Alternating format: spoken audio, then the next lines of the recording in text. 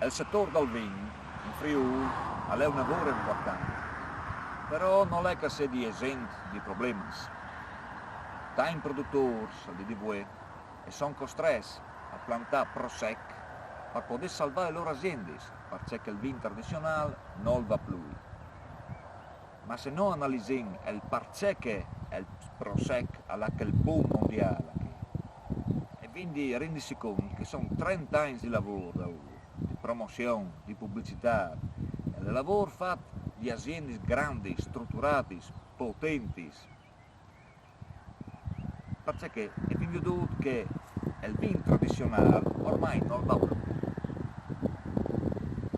Dal programma di Patria Furlane, noi abbiamo sburtato la costruzione di 3-4 grandi aziende cooperative sparniciate dal territorio, che vedono di chiappare su le UE e trasformarle, e anche essi grandi per poter commercializzare e promuovere il vino in tutto il mondo, per poter tornare a avere il successo che come ha stabilito il progetto. Mandi.